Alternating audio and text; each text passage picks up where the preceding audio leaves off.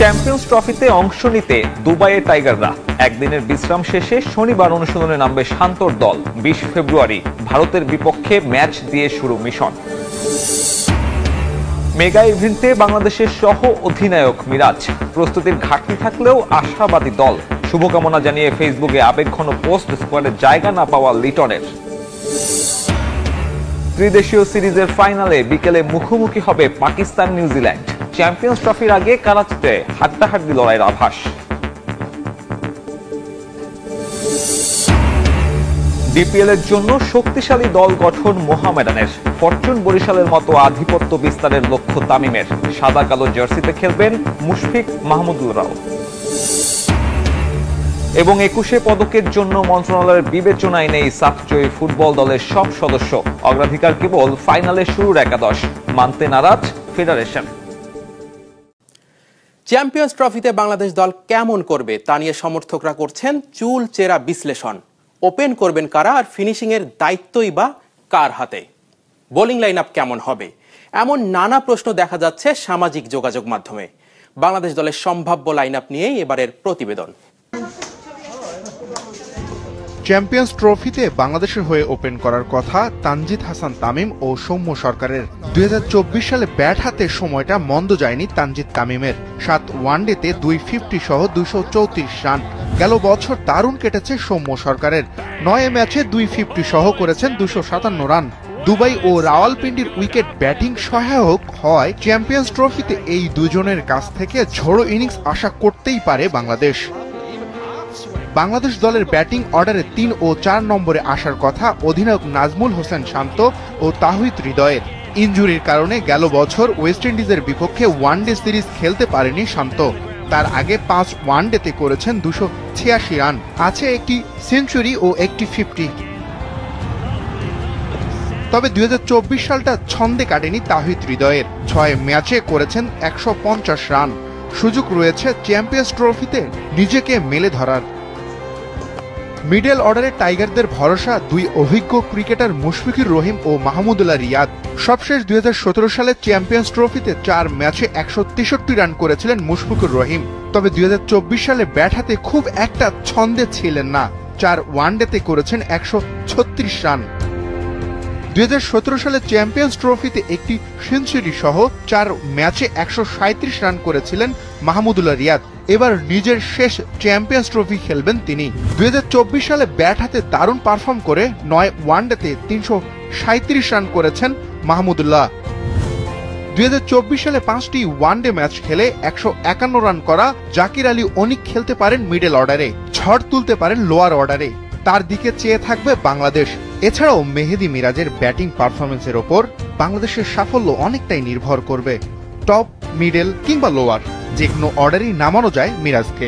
2024 সালে 9 ওয়ানডেতে 305 রান করার পাশাপাশি 8 উইকেট নিয়েছেন Miraj.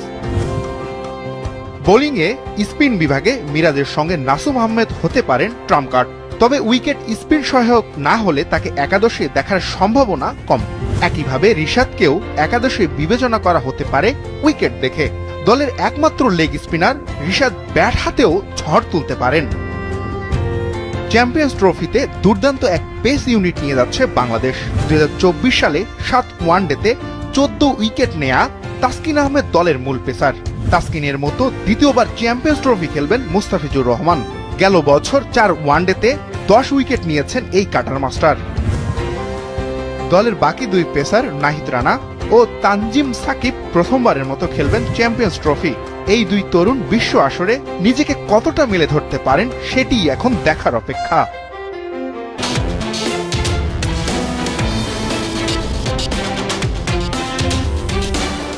Captain leading from the front. Captain Najmul Hossain Shanto মাঠে যেমন সামনে থেকে নেতৃত্ব দেওয়ার চেষ্টা করেন, ঠিক একইভাবে চ্যাম্পিয়ন্স ট্রফির জন্য দেশ ছাড়ার আগেও কিন্তু টিমমেটদের জন্য সামনে থেকে নেতৃত্ব দেওয়ার কাজটা করেছেন।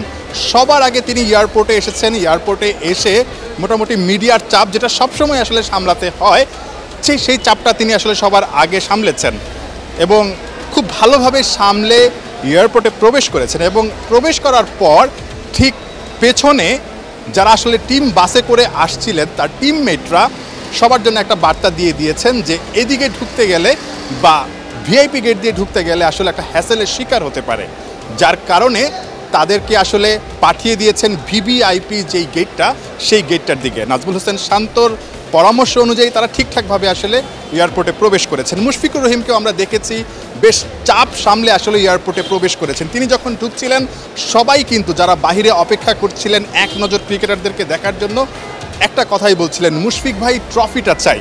মুশফিকুর রহিমের হতে পারে এটা আসলে শেষ চ্যাম্পিয়ন্স ট্রফি, হতে পারে এটাই শেষ আইসিসি ইভেন্ট। সুতরাং মুশফিক কিংবা রিয়াদরা নিঃসন্দেহে এই ইভেন্টটাকে রাঙিয়ে তুলতে চাইবেন। সাকিব আল হাসান খেলছেন না, লিটন কুমার দাসও নেই। সো দুই এক্সপিরিয়েন্স ক্যাম্পেইনারের উপর কিন্তু একটা বাড়তি দায়িত্ব থাকছে। রিয়াদ কিংবা মুশফিকুর রহিমরা যদি নিজেদের দায়িত্বটা ঠিকঠাকভাবে পালন করতে পারেন, একই সঙ্গে যারা ইয়াং গান আছেন তারা যদি আসলে পারফর্ম করতে পারেন, তবেই হয়তোবা চ্যাম্পিয়ন্স ট্রফিতে বাংলাদেশ ভালো করতে পারে। বাংলাদেশের স্বপ্নটা কিন্তু অনেক বড়। ক্যাপ্টেন নাজমুল হোসেন শান্ত কিন্তু যাবার আগেই স্পষ্টভাবে জানিয়ে দিয়েছেন, যেটা কিনা 2023 বিশ্বকাপে আমরা শুনিনি, কিংবা সবশেষ টি-20 বিশ্বকাপেও কিন্তু আমরা শুনিনি। বলেছিলেন আসলে সববার একটা লক্ষ্যের কথা বলে গিয়ে আমাদের চাপের মধ্যে পড়তে হয়, এবার আসলে চাপ নিতে চায় না। কিন্তু এবার কিন্তু ক্যাপ্টেন নাজমুল হোসেন শান্ত স্পষ্ট বলে দিয়েছেন চ্যাম্পিয়ন্স ট্রফিতে তারা যাচ্ছেন চ্যাম্পিয়ন হবার জন্যই। বার্তাটা স্পষ্ট। এখন সেই বিশ্বাসটা আসলে সবাই যদি বুকে ধারণ করে তাহলেই কিন্তু আসলে চ্যাম্পিয়ন্স ট্রফিতে বাংলাদেশের ভালো করার একটা সম্ভাবনা থাকবে। দুবাইতে টিম চলে গেছে, তারপরে পাকিস্তানে যেতে হবে, রাওয়ালপিন্ডিতে, যেখানে কিনা বাংলাদেশের মধুর স্মৃতি আছে পাকিস্তানকে 2-2টা টেস্টে হারানোর।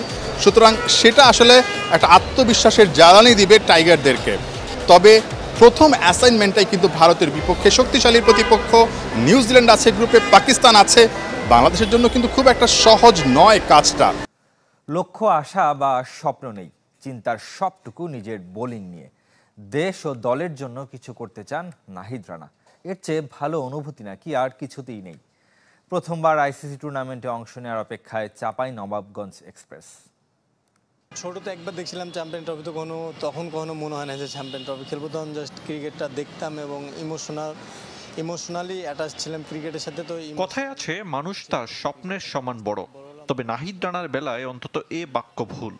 নিজে যা ভাবেননি, যা কল্পনাতেও আসেনি, সেটাই হতে যাচ্ছে। চ্যাম্পিয়ন্স ট্রফি খেলার অপেক্ষায় বাংলার পেস সেনসেশন। রোমাঞ্চ, উচ্ছ্বাসা শব্দগুলো নাহিদ রানার মাঝে খুব একটা নেই। কর্মে বিশ্বাসী 22 বছর বয়সী এই ক্রিকেটার। ব্যক্তিগত পারফরমেন্সের চাইতেও গুরুত্বপূর্ণ টিম গেম। টিমের হয়ে কিছু করতে পারি কিংবা টিম আমার কাছ থেকে যে জিনিসটা চাই সেই জিনিসটা মাঠে যে ডেলিভার করতে পারি, তো এর চাইতে খুশির কিছু নেই। নিজের দেশকে যদি আমার বেস্টটা দিতে পারি, এর চাইতে আমার কাছে ভালো কিছু পাওয়ার আর কিছু নেই।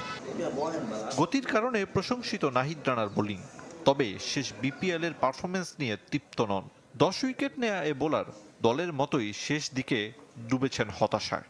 ফরম্যাট ভিন্ন হলেও চ্যাম্পিয়ন্স ট্রফির মঞ্চে ফিরতে চান স্বরূপে। কখনোই নিজের পারফরমেন্স সন্তুষ্ট হয় না। আমি চেষ্টা করি ধরেন প্রত্যেকটা ম্যাচ থেকে আমার কী ভুল থাকে ওই জিনিসটা নিয়ে পরবর্তীতে কাজ করার কিংবা ইমপ্রুভ করার চেষ্টা করি। সবশেষ পাকিস্তান সফরে সুখস্মৃতি রয়েছে বাংলাদেশের। রাওয়ালপিন্ডির চেনা কন্ডিশন, ভালো কিছুর অনুপ্রেরণা। পরিবেশটা চিনার জানার আছে, তো এই হেল্পটা পাবো এবং কন্ডিশন সব কিছু আগের থেকে জানা, তো একটু তো বেনিফিট পাবো। আমি চেষ্টা করবো যে নিজের বেস্ট পারফর্মটা কীভাবে টিমকে দেওয়া যায়। তবে তার আগে দুবাইয়ে ভারত বধের মিশন। নাহিদ রানার মতে রোহিত কোহলিদের হারালে সেরা মোমেন্টাম খুঁজে পাবে বাংলাদেশ। আইসিসি চ্যাম্পিয়ন্স ট্রফিতে বাংলাদেশের সহ অধিনায়কের দায়িত্ব পেলেন মেহেদী হাসান মিরাজ। নিয়মিত অধিনায়ক নাজমুল হোসেন শান্তর অনুপস্থিতিতে ওয়েস্ট ইন্ডিজের বিপক্ষে সিরিজে ওয়ানডে ও টেস্টে অধিনায়কত্ব করেছিলেন মেহেদী হাসান মিরাজ। এবার চ্যাম্পিয়ন্স ট্রফিতে বাংলাদেশ দলের সহ অধিনায়কের দায়িত্ব পেলেন মিরাজ। জাতীয় দলের হয়ে 103টা ওয়ানডে ম্যাচ খেলা মিরাজ 2023 ওয়ানডে বিশ্বকাপে একটা প্রস্তুতি ম্যাচে অধিনায়কের দায়িত্ব পালন করেছিলেন। এছাড়া দলের প্রস্তুতির অংশ হিসেবে দুবাই উড়ে যাচ্ছেন খালেদ আহমেদ এবং হাসান মাহমুদ।